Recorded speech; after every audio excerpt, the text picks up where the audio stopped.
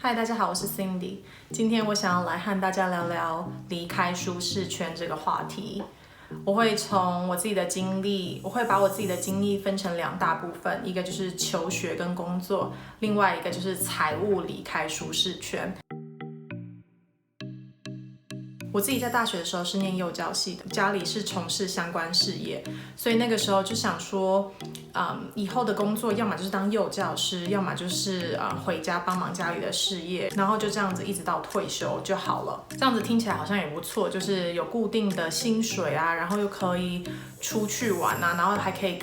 就是又可以待在台湾。我一直以来就是从小到大就一直很想出国，然后我在大三的时候就决定，那既然如果想要出国的话，那是不是要先去补个托福跟 GRE？ 因为很多研究所都是需要你有这两个成绩，所以我那个时候也是抱持着那就试试看的心情，也没有非得要去不可。我记得我第一次去补习班的时候，所有的同学都是名校出身，台清交城镇，就是大家都很厉害，感觉就只有我一个人不知道自己在干嘛。那时候大家都知道要怎么样去写托福的作文，知道怎么样去听力。他们自己去的时候，我们在检讨一道题目的时候，第一天上课，大家都说他们已经听过那题目了，或者是他们知道这题目在说些什么事，然后好像只有我一个人完全不知道为什么他们可以听过那些题目，然后为什么你会知道那些答案还有怎么写，就这不是今天第一堂课吗？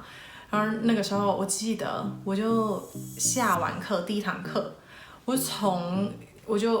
候我住在信义路上，我从大安捷运站走回我家附近的捷运站，然后我那个时候真的就是爆哭，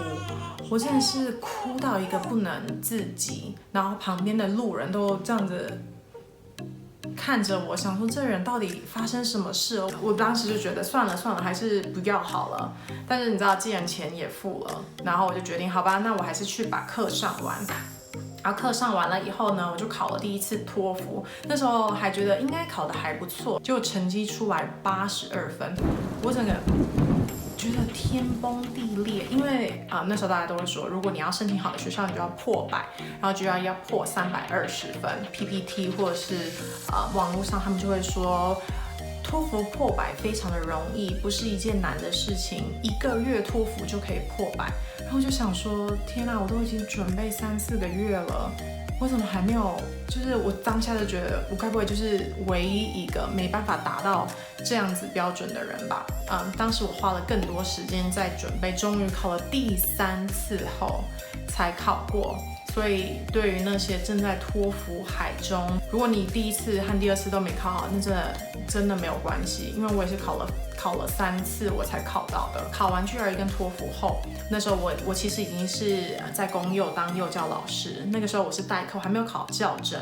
因为如果我考了教甄，我就觉得我如果想要放弃，可能就更难一点。我那个时候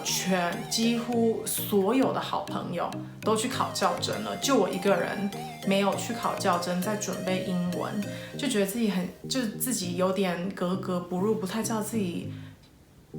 己的选择到底是不是对的，因为大家都要去当老师了。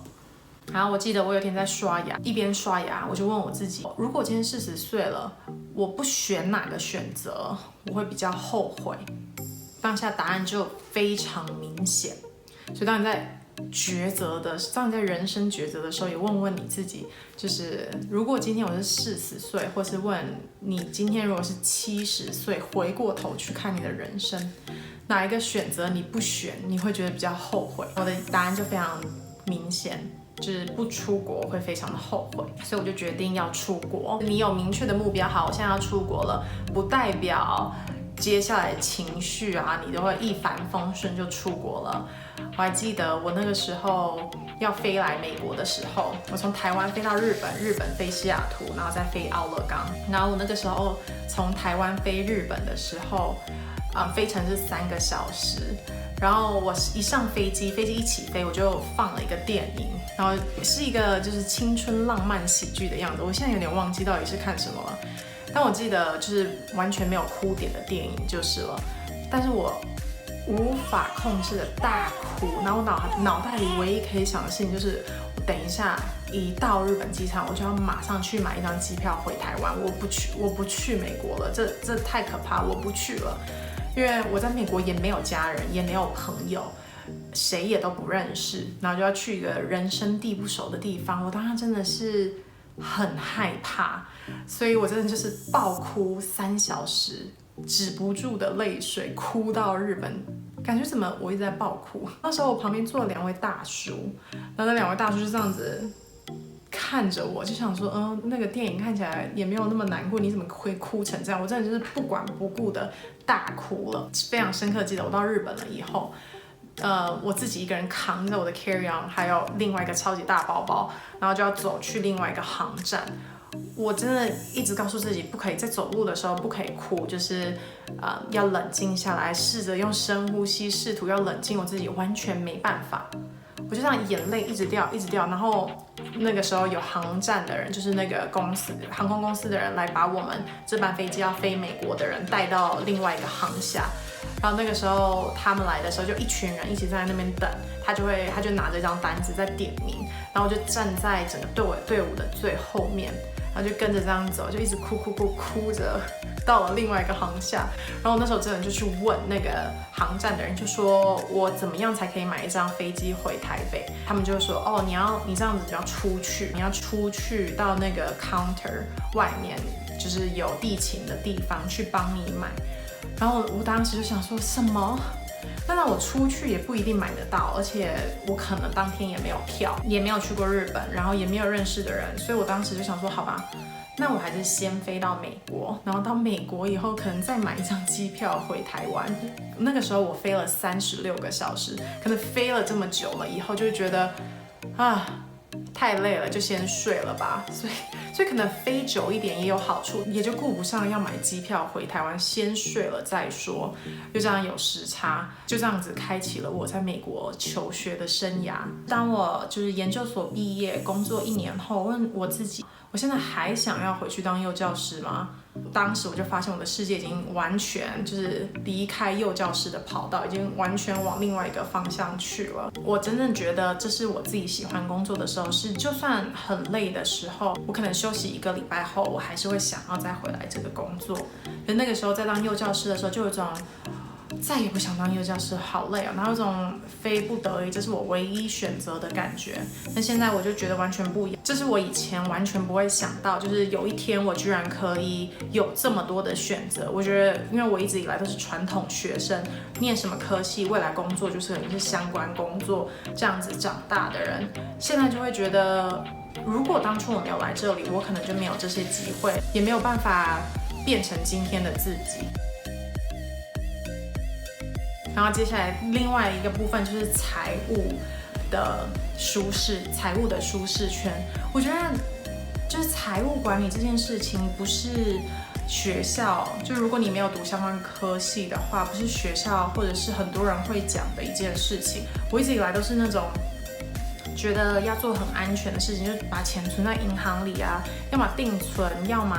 钱不会不见的事情。如果要去投资股票市场或什么的，就算了，不要，我不想要做这件事情。就我很幸运，我爸妈有帮忙我，但那些钱就是要拿来付学费的。美国学费就是非常的贵。现在 Simon 都会跟我说，你当时应该要把一部分的钱放进股票市场，那时候美股去投资特斯拉或是投资 Amazon， 这样子你今天可能就已经翻3倍。我那时候才刚来到美国，然后我一直以来都是非常保守的，就是定存型的小孩。然后你要我把我未来的学费放进一个未知的市场，就是那是不可能的事情。就我爸妈帮助的那一笔钱，真的就是学费缴完后就真的没有了，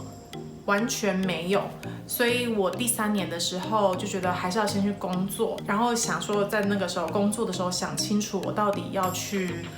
念博士，还是就要回台湾了。那个时期是我人生走出财务舒适圈的转捩点。脱离财务舒适圈不只是要变得更 risky， 就是变得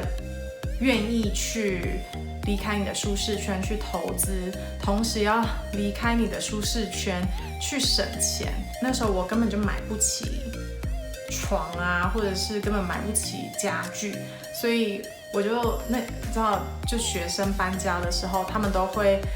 把就是自己不要的东西，如果卖不掉的话，他们就会放到 dumpster， 就像是一个小垃圾场。然后他们就会把他们的床啊、家具啊，通通都放在那里。所以我那时候就捡了床，还有捡了一张餐桌，还有一张别人不要的沙发跟一个垫子。我捡了一堆东西，然后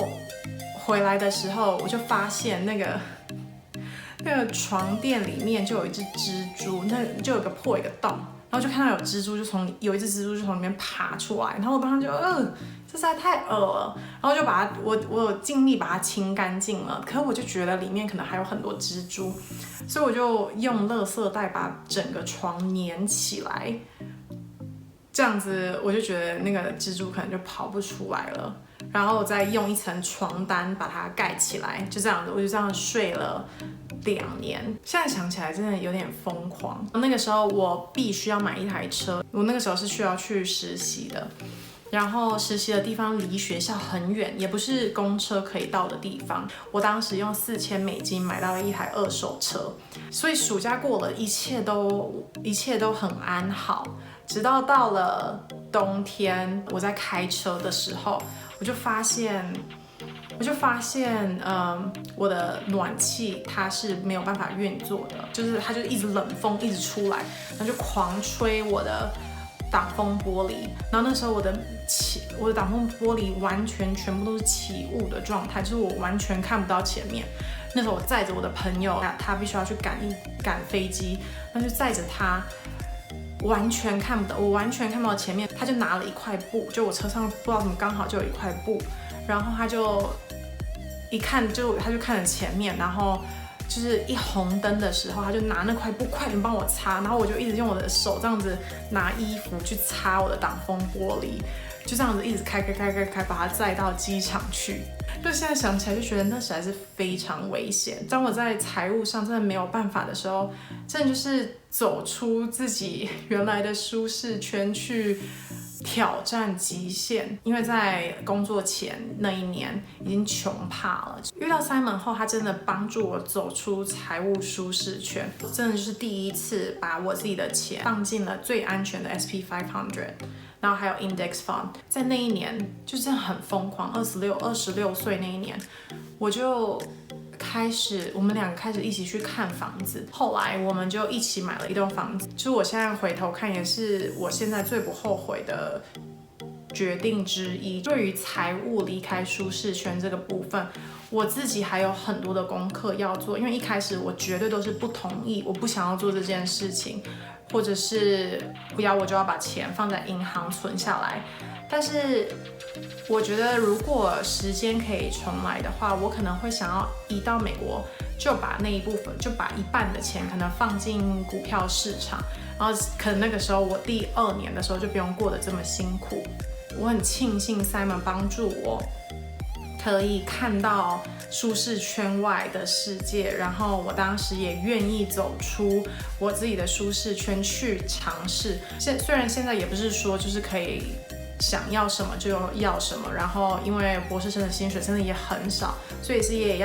以有时候也是需要精打细算，但真的不用精打细算到以前第2年那样。然后最后就是我觉得很多人都有讲过要离开舒适圈这件事情，就是我们都知道好像要做这件事情，但真的来临的时候，真的是会非常害怕跟紧张的。当时已经觉得我人生卡住了，我3不5时都抱怨，不想要待在幼教圈，即便那时候完全不知道未来会发生什么事情，但是我还是做了这件事情。我之前看过一个演讲，它就有一个非常非常好的比喻来讲离开舒适圈这件事情，就是你可以想象自己是一个花盆里面的花，你要长非常大，你要长超出那个花盆是非常有困难，就是非常困难的，因为花盆里面的养分啊，还有土壤就会限制你可以长多大，所以今天你就要换一个花盆，那个植物才可以长更大一点。我觉得这就是那种离开舒适圈的概念。当我们在非常小的圈圈的时候，我们的花就是会长大概那个大小。当我们换大一点的时候，我们就可以越长长越大。如果你现在对于你自己的状态非常的不满意，问自己70岁的你，如果不换跑道，还是换了跑道，你会比较后悔。我知道走出财务舒适圈对于一些人可能是非常难的事情，但是给那些自己不熟悉的选择一个尝试，有时候也不是一个坏的决定。Oh hi, you wake up. You need to go party?